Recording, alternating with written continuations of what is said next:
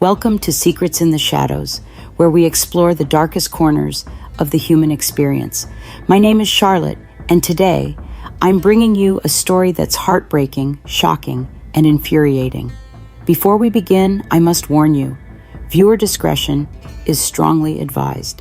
The details of this case are deeply disturbing, especially involving child abuse and unimaginable neglect. If you find these topics too difficult, please take care of yourself and step away if needed. And if you're new here, don't forget to subscribe to the channel and join our community as we uncover the truths hidden in the shadows. Takoda Collins was a 10-year-old boy from Dayton, Ohio, whose life was tragically cut short due to severe abuse and neglect. Born on October 23, 2009, Takoda was known for his bright smile and loving nature. He was naturally curious about the world and enjoyed playing outside with his friends. Despite the challenges he faced at home, Takoda's spirit remained resilient, and he continued to hope for a better life. I cannot help but feel an ache in my heart when I think of how much potential and love Takoda had to give. How could someone take such a bright light and extinguish it so cruelly? Takoda was born to Robin Collins and Al McLean. His early years were marked by instability and turmoil. His parents had a tumultuous relationship, and his mother struggled with substance abuse issues. In 2009, Robin Collins was charged with abusing Takoda and lost custody of him while living in Wisconsin. McLean then gained primary custody of Takoda, who was allowed to visit his mother 4 times a year. In 2013, McLean moved with Takoda to Dayton, Ohio, seeking a fresh start. However, the abuse did not begin immediately.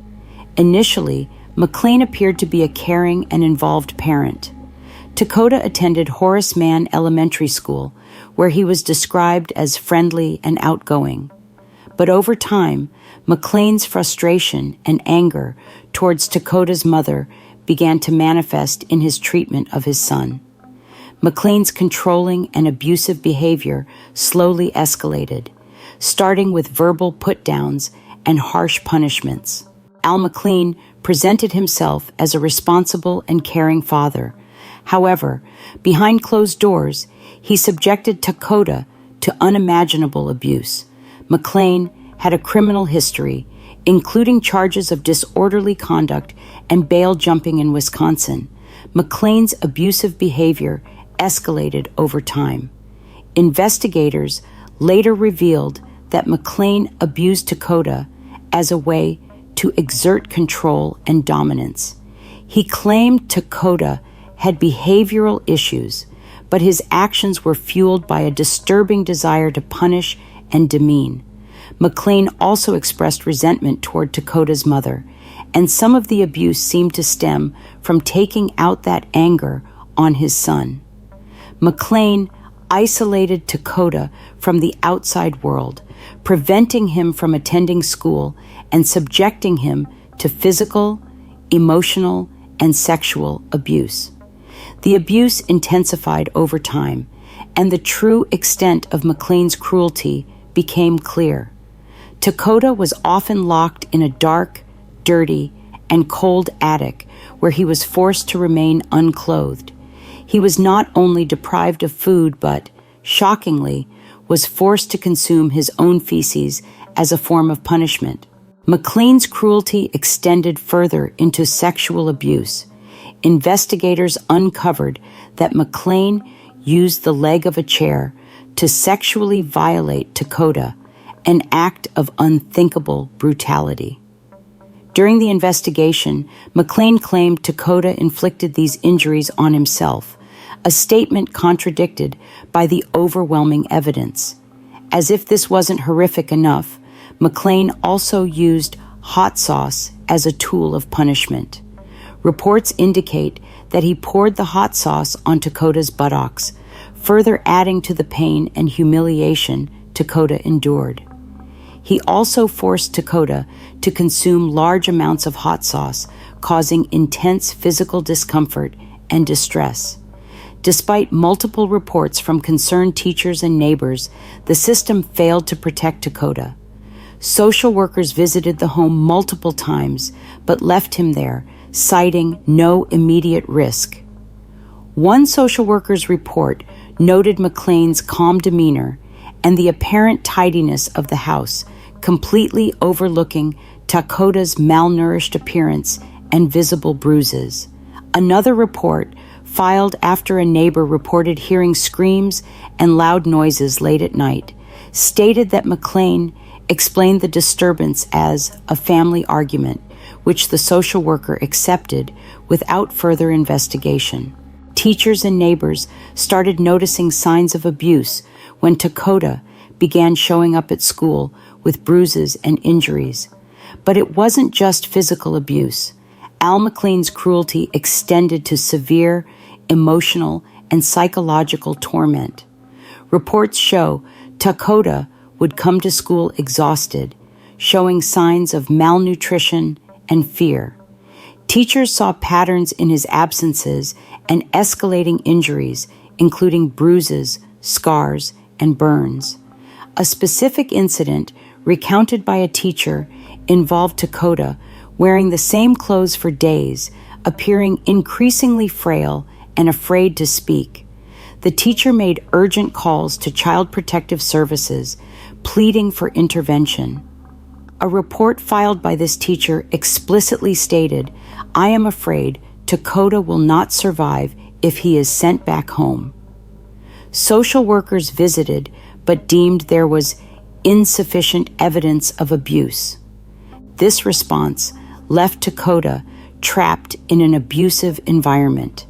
A neighbor later reported hearing McLean yelling at Takoda late at night and the sound of objects being thrown, but no immediate follow-up occurred. The reports filed detailed concerns for Takoda's safety, including one teacher explicitly stating they feared he might die if action wasn't taken. Yet, those cries for help went unanswered. It's unbearable to think about how many chances there were to save Takoda. Why didn't someone step in? On December 13th, 2019, the abuse reached its horrifying climax. McLean called 911, claiming his son was unresponsive. When paramedics arrived, they found Takoda's lifeless body lying on a filthy mattress in the attic. His body was covered in cuts, bruises, and burns, signs of prolonged and relentless abuse. The autopsy later revealed severe injuries, including fractured ribs, blunt force trauma, and signs of asphyxiation. Takoda had been tortured, violated, and starved to death.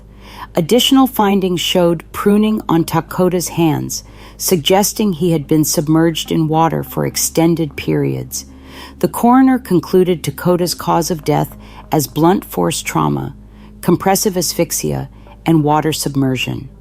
The coroner also noted the horrific extent of Takoda's injuries, including severe pulmonary edema and lacerations inside his mouth, consistent with prolonged physical and sexual abuse. These findings painted a haunting picture of Takoda's final days. During questioning, McLean provided conflicting stories, claiming Takoda inflicted many of his injuries on himself. He also accused his son of behavioral problems to justify his actions. These statements were disproven by overwhelming forensic evidence and testimony from medical experts. What was going through Takoda's mind in those final moments? Did he think anyone would come to save him? The trial of Al McLean revealed the full extent of his depravity. Witnesses, including teachers, neighbors, and law enforcement officers, testified about the warning signs they'd observed and reported. The prosecution presented damning evidence, including photographs of Takoda's injuries, autopsy findings, and harrowing details of the sexual and physical abuse. McLean's defense attempted to argue mental health issues, and claimed his actions were a result of stress and frustration. However, the court rejected these arguments, citing the calculated and prolonged nature of the abuse.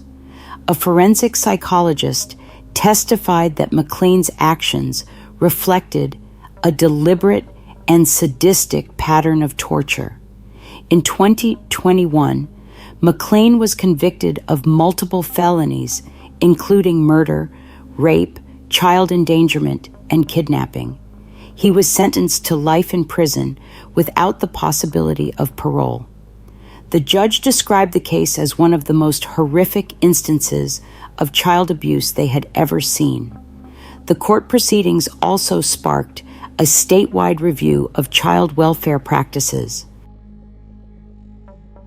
Takoda's father, Al McLean, was not the only person held accountable for the horrific abuse and death of his son. His fiancée, Amanda Hinze, and her sister, Jennifer Ebert, were also implicated in the case. Both women lived in the same household and were aware of the ongoing abuse, yet they failed to intervene or seek help for Takoda. In September 2021, Amanda Hinze was convicted of involuntary manslaughter and child endangering, receiving a prison sentence ranging from 22 to 27.5 years. Jennifer Ebert pleaded guilty to involuntary manslaughter and other charges, resulting in a sentence of 8 to 12 years in prison. During the sentencing, the judge expressed profound condemnation of their inaction, stating, "What you did was pure evil. You deserve no mercy from this court." The community's response to the sentencing was one of outrage and sorrow. Many felt that the penalties were insufficient, given the severity of the neglect and abuse that led to Takoda's death. Takoda's community came together to honor his memory, holding vigils and creating programs to raise awareness about child abuse. A local park now features a memorial tree dedicated to Takoda, symbolizing the innocence and life that was stolen from him. Advocates have shared his story widely, using it as a rallying cry for change. His story is a painful reminder of the work we still need to do. What can we do to ensure this never happens again? If you or someone you know is being abused, please speak up. Call your local authorities or reach out to organizations like the National Child Abuse Hotline. Together, we can be the voice for children like Takoda. Since McLean's conviction, the case has prompted calls for systemic changes in child welfare policies. Ohio legislators introduced new measures to strengthen child protection laws and improve collaboration between schools, social services, and law enforcement.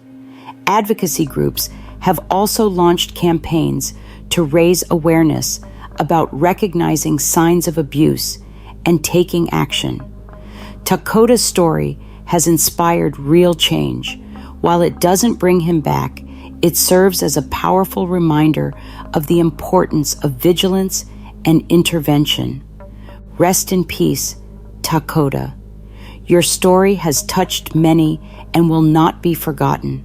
If you suspect a child is being abused or neglected, please contact your local child protective services or law enforcement immediately. Your intervention could save a life. Thank you for joining me on this episode of Secrets in the Shadows. My name is Charlotte. Please subscribe to our channel for more in-depth explorations of true crime cases. Stay vigilant, stay compassionate, and let's work together to bring light to the shadows.